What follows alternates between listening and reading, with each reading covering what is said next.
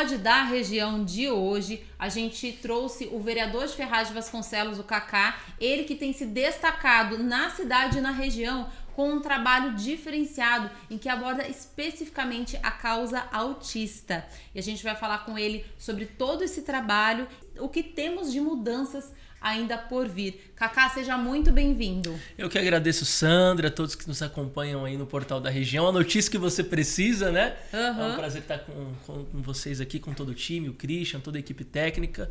E vamos fazer um bate-papo sem dúvida produtivo, que vai ser importante para toda a região. Cacá, por que a causa autista? Porque quando nós... Existem dois principais motivos, Sandra e a todos que nos acompanham. Primeiro, o chamariz, o ponto principal foi quando eu tive um caso dentro da minha família. Então, em 2020, tive uma pessoa muito querida da minha família que foi diagnosticada com autismo, que é o meu primo Heitor. E eu vi todo o sofrimento da família. E a partir desse sofrimento, tudo que envolve o espectro autista, eu comecei a estudar muito o assunto.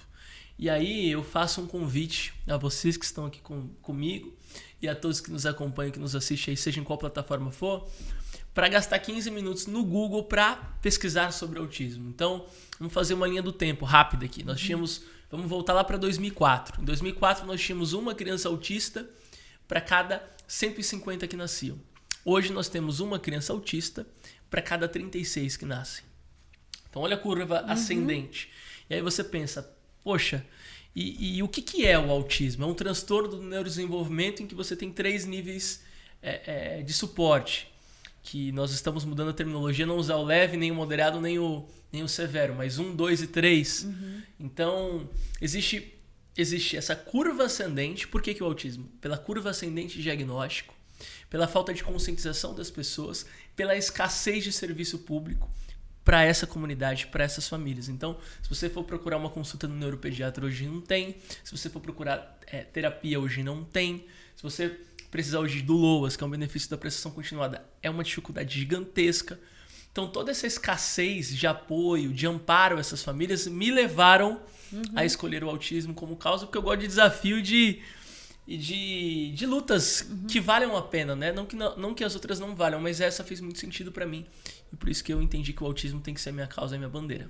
E o interessante é que na sua página, nas suas redes sociais, além de você militar, né, pela causa, também ela é bem didática, porque você tem trazido essa informação que você tem estudado também para o público ali que te acompanha em rede social, né? Sim, eu entendo que o pontapé de partida é a gente fazer conscientização em massa. Então, quanto mais as pessoas souberem o que é o autismo, mais a gente vai conseguir chegar no diagnóstico precoce. Quanto mais pessoas chegarem à conclusão do diagnóstico precoce, mais efeito ao longo do tempo, a médio e a longo prazo, as terapias surtirão mais efeito e aí você consegue reduzir os sinais das pessoas que são diagnosticadas com autismo. Então, a conscientização em massa é o que de fato vai transformar a médio e a longo prazo, por isso que eu tenho um ativismo dessa parte. E esse seu ativismo te levou longe, porque hoje você participou do lançamento da Frente Parlamentar lá em Brasília, que é da causa autista. Você teve uma participação e teve fala também lá no Congresso. Foi uma audiência pública em que o presidente do evento, né, da audiência, foi o Felipe Beccari, deputado federal, e eu fui a convite e com a contribuição e a participação do nosso deputado aqui da região, que é o Rodrigo Gambari, que é meu parceiro e amigo também, defensor da causa. E lá em Brasília, a ideia da audiência pública era pensar em mecanismos de financiamento de políticas públicas para as pessoas diagnosticadas com autismo e tivemos em seguida o lançamento. Então, tive a oportunidade de fazer uma fala, de expressar um pouquinho minha posição referente a toda a problemática que envolve as mães, as famílias, as pessoas que são diagnosticadas com autismo. Foi bem importante, mas a luta é constante, né? Então já a gente vai ter que voltar em Brasília. Amanhã vai ter o lançamento da Frente Parlamentar aqui na Assembleia Legislativa do Estado de São Paulo. Então esses movimentos são importantes porque vai fortalecendo a luta, né? E tem quando você fala nessa movimentação, inclusive mexer na estrutura, tem uma situação que também você tem levantado, que é a questão do LOAS.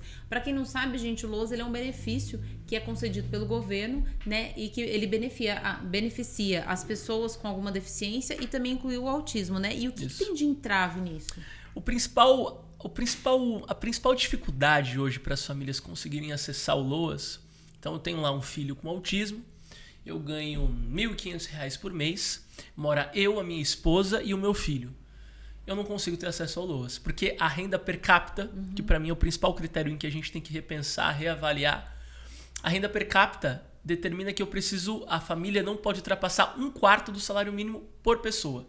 Então, em uma família com 3 pessoas, eu, minha esposa e um filho autista, se eu ganhar R$1.500, eu já ultrapassei a casa per capita de R$333, eu já não tenho direito. Então, assim, hoje as famílias e os pais, as mães, o chefe de família tem que optar entre receber o LOAS e trabalhar. As duas coisas são absolutamente inviáveis. E o gasto de uma pessoa com um filho com autismo, uma filha, um filho autista, é terapia, é fralda, é transporte, são tantos os custos, né, que não dá pra gente fazer com que o pai tenha que escolher entre o trabalho e o benefício. O benefício é para a criança, para atender as necessidades da criança. Então, isso é uma luta, é um ativismo que eu vou ter, e estamos se juntando com muita gente em todo o estado de São Paulo para a gente conseguir mudar isso. E ao longo desse caminho, você tem se deparado, assim, encontrado também ONGs e principalmente as mães, que são aquelas que acabam sempre aguerridas, né? As mães sempre verdadeiras leoas, que levam não só a situação do seu filho, mas acabam se unindo, né? Às vezes em correntes, em movimentos, em grupos, que seja para conseguir os benefícios dos seus filhos. Como é que você está se deparando com esses movimentos? Fala assim, ó, eu gosto muito da gente observar o presente e o futuro olhando o passado, né? Então é o único parâmetro da vida que nós temos para pensar presente e futuro, é o passado. Então, se a gente pensar nas lutas que aconteceram na história do mundo, vamos lá, o fim da escravidão é luta de um monte de gente organizada lutando junto. Então, o voto da mulher. Então, a mulher não votava, um conjunto, um grupo de mulheres lutando, perseverando, conseguimos mudar essa realidade. Eu falo que o autismo é o maior ativismo do século XXI. E aí eu tenho uma frase, que toda mãe de autista é ativista por natureza. Porque ela entende que ela só consegue os direitos do seu filho e da sua filha autista se for através da militância e do ativismo de luta organizada com um grupo de pessoas, que na história do mundo mostra que foi o resultado que deu. Então, eu citei 2 exemplos simples aqui. Então, aqui em Ferraz de Vasconcelos nós temos grupos de mães, em Poá, em Suzano, em Mogi, em Itaquaquecetuba. E assim, eu tenho contato com uma boa parte delas, tem outros grupos que eu não tenho contato e faz parte, é legítimo. Mas assim, eu admiro, respeito, torço e tento contribuir da melhor forma e da maior forma possível para, de alguma forma, fortalecer a luta de todos esses grupos em todo o estado de São Paulo, em todo o Brasil. Porque eu acredito que esses grupos espalhados pelo estado de São Paulo e pelo Brasil é uma peça determinante para médio e a longo prazo a gente conseguir preservar e entregar os direitos que são devidos a essas pessoas. A gente está falando aqui em lutas bem grandiosas, né, que vai mexer em estruturas aí do país inteiro, mas também já tivemos mudanças aqui em Ferraz de Vasconcelos com uma proposta sua, né? Eu queria que você falasse um pouquinho. Para quem não sabe, tem também essa modificação aqui em Ferraz, que é a carteirinha do autista, né? Nós temos aqui, então, de 2021 para cá, né? Foi desde quando a gente começou um trabalho junto com a nossa prefeita Priscila Gambale, que muito nos ajuda, tem toda uma sensibilidade, uma compreensão também por ser professora, isso ajuda bastante. Então, se nós pegarmos aqui, hoje a gente tem 59 cuidadores dentro da rede de ensino que nós não tínhamos. Cuidadores específicos para as pessoas que são PCDs, mas como dentro dos PCDs, em linha majoritária, são autistas, é a comunidade mais beneficiada e atendida. Então nós temos 59 cuidadores na rede. Nós conseguimos a carteirinha, que dá prioridade tanto no serviço público quanto privado. Então nós conseguimos aprovar. Dentro dos ônibus da nossa cidade hoje também tem o símbolo do espectro autista, que é também junto com o nosso secretário de Transporte e Mobilidade Urbana, Marcelo Dearo, todo o time da secretaria, com o apoio da nossa prefeita, com o apoio da empresa TT também, que entendeu a importância desse movimento. Então, assim, é 1 ano e meio de trabalho em que a gente entende que nós estamos rumo ao alvo. São muitas as dificuldades, muita coisa tem e deve ser feita, mas a gente está iniciando. Então, a gente conseguiu realizar aqui pelo 2º ano consecutivo a Ação Azul em Prol do Autismo. Iniciamos hoje um trabalho de orientação e de apoio de forma gratuita às famílias para conseguirem o LOAS, para a gente tentar de alguma forma facilitar esse processo. E tem muita coisa que eu estou desenhando pro futuro. Eu não vou ser tão longo e extenso nessa resposta, mas apetite e vontade da nossa parte não tem faltado. Uma coisa que eu queria comentar é que quando a gente fala nisso e a gente fala a nível de sociedade, é muito importante tocar na conscientização. Você tem compartilhado alguns casos na sua rede social, que são os casos de intolerância, né? Onde pessoas que se deparam com alguma situação que envolve uma pessoa, e muitas das vezes é uma criança autista, as pessoas não conseguem ainda ter esse nível de compreensão e de tolerância. Aliás, até nem sempre só uma criança autista, as crianças em geral, né? Mas especificamente a criança autista, ela sofre muito com isso, né? Eu queria que você comentasse também da questão do envolvimento da sociedade como um todo. E assim, eu entendo, e é muito boa essa pergunta, Sandra, porque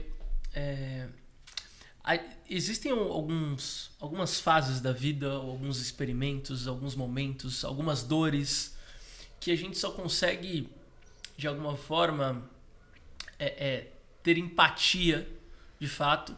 E o exercício da empatia é muito importante para a gente conseguir se colocar no lugar do outro, de um pai, de uma mãe ou de uma criança autista. E é justamente essa a ideia dessas publicações, porque você tem lá uma filha que foi vítima de bullying dentro da escola, chega chorando dentro da sua casa, falando que não quer mais ir para a escola. E aí existem algumas falas que eu compreendo, eu também já fui aluno de escola pública, o bullying é algo que de fato existe, talvez a gente não vai conseguir exterminar, né? Talvez seja uma utopia, talvez. Mas, quando a gente de alguma forma dá luz para essas falas, para essas famílias, para essas crianças que vai lá, tá chorando em frente à rede social, relatando a tua dor, pra gente mexer com os pais das crianças típicas. Para os pais das crianças típicas falar, poxa, e se fosse meu filho que chegasse assim em casa, entende? Como que seria ruim? Como eu posso evitar isso? Conversando com meu filho de 10, 11, 12, 13, 14, 15 anos, explicando o que é o autismo, a diferença das pessoas, que cada pessoa é de um jeito, entende? Eu vejo algumas falas assim, nossa, mas nos anos 80 zoava e não era assim, não tinha todo esse mimimi, mas as pessoas são diferentes. Você recebe uma fala diferente da forma que eu recebo. E se isso te fere, então vamos ter cuidado, cautela para não te ferir, entende? E o tempo é outro, e ainda mais se tratando das pessoas diagnosticadas com autismo, que são literais, que têm às vezes dificuldade de entender metáforas, que tem uma situação psicológica já absolutamente afetada, às vezes no sentido da cognição. Então a gente ter empatia com essas pessoas é muito importante e por isso que eu considero extremamente importante essa militância nesse departamento. Legal, Cacá. Eu agradeço esse bate-papo que a gente teve e a gente vai sim acompanhar todo esse processo e que a gente puder também impulsionar as vitórias e a luta, né, das famílias que possuem algum integrante atípico. E o interessante é que o envolvimento da sociedade, né? Você que está nos assistindo hoje, se você que está ouvindo esse podcast, comenta, compartilha e manda aí para aquela pessoa que de repente ainda não tem um entendimento, não sabe a dimensão e a importância que essa militância da causa autista. Cacá, mais uma vez eu agradeço a sua participação.